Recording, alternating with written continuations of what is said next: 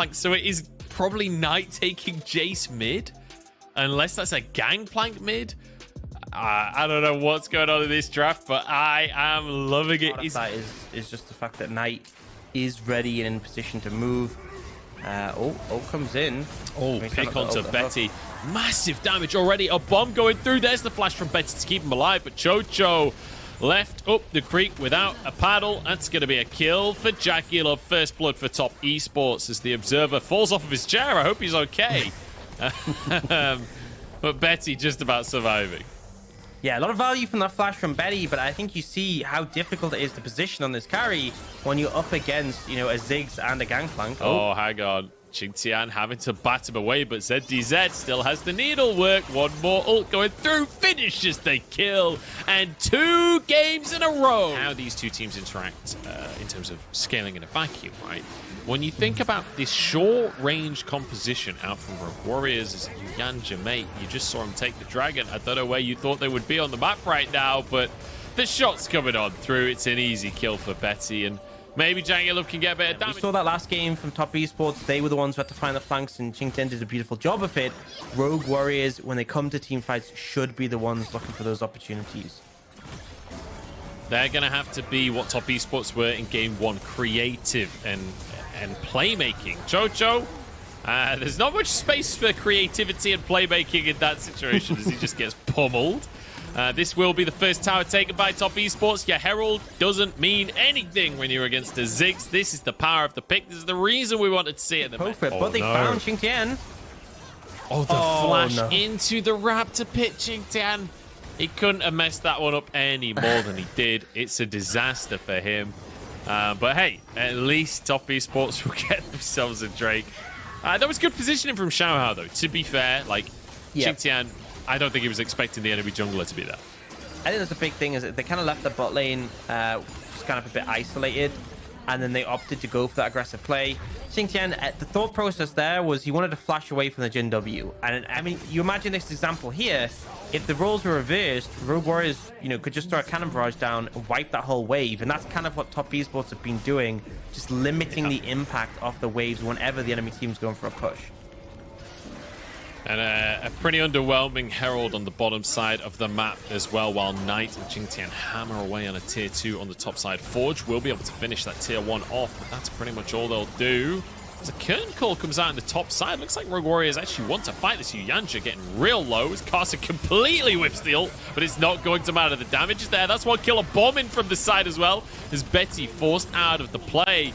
Top Esports somehow go 2 for 0 there. I'm not quite sure how they pulled that off. Now Forge, in the bottom side still, will at least trade a tier 2 for the play, but I don't know. I'm not sure this favors Rogue Warriors. Yeah, I mean, Top Esports are getting a tier 2 themselves, and they're getting the gold from the kills. And we kind of saw that Cannon Barrage, Mega Inferno Bomb combo. It just makes it impossible for Rogue Warriors to reach. Way too early. A lot earlier than Rogue Warriors would have liked. And now underneath the tower they go. Ziggs W a little bit early as Xiaohao running distractions. Xingtian, the one to go down. It was a flash forward from the Jin. Xiaohao in trouble. There was Karsa in a 1v1 with the enemy jungler. ZDZ to the backline, and he's taken out Jackie Love. Top Esports have been rooted as Karsa cannot take this fight in the backline. He falls, and Rogue Warriors have made the picks happen. And that's the approach they needed, the flank play. Oh, Kane Cole gonna come down. Knight trying to dodge. He's not doing the greatest job of it. Gets hit by every single shot, though. Who's happy to face check forward. ZDZ up on a flank once again. He was spotted on a ward, though, so Top Esports know exactly where that Gwen will be operating from. Dragging down to 3,000 as Rogue Warriors engage the fight, and I think this is what Top Esports are actually looking for. Drake goes down. Forge just on the front line, trading with Yanja here. Curtain call comes out. Yanja is in big trouble, goes down. Betty with the third shot to finish that one off. And now Xiaohao trying to back up Forge, who's gone a little bit deep. Xiaohao goes in by himself here. It's a bit back and forth. Yeah. Forge backing him up.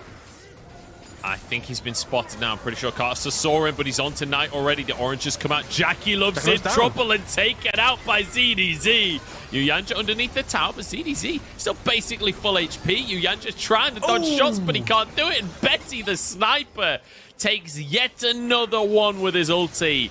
And now into the pit go Rogue Warriors. And Orcs, they're actually taking over the game. Are they actually going to do it? We'll have to see if Top Esports can contest. Cost is low, but could try and find a steal here. They need to take him out of the fight. Forge is looking. Won't take much to take out this Sejuani at this point. I think they should just have the Baron. Yep, Casa has to back away. They can't contest it. 10-4 on the scoreboard. A 3,000 gold. Remove a lot of the value of the Ziggs pick in the first place as Forge. How much time this game, Orcs, has Forge spent totally alone in the bottom lane just taking towers? We saw it earlier on in the game as he took the tier 2. Now he's able to take an inhib tower completely unhinged. Use the ulti. He's going to try and get over on foot. Forge is really committing. We could have a 1v1 on that top side if Forge isn't careful here. We'll back away with his Razor Shuriken there. Now Rogue Warriors starting the Drake off. This is a Mountain Soul if Rogue Warriors can take it. And they need to reapproach quickly and try and get in on this. Yeah, and just stepping forward, he's going to be the front line. There's a hook, gets onto the support, but immediately Jackie Love is just eradicated. And look at Betty just free-firing his ult once again. CDZ in the middle of the fray. It's going to be 1-1. Knight still going strong as he's finally taken out. Casa gets in against the Drake. How does he get away with it every time? Stops the soul being taken, but 4 people die from Top Esports. Rogue Warriors, they don't need the Dragon Soul if they can just end the game. They did it in spring, and now they take a game here against Top Esports. It's going to be 1 apiece on the scoreboard, and Rogue Warriors desperately try to keep this hype train alive. A well-deserved game as well. I mean, Top Esports were forced into a really uncomfortable position. They had to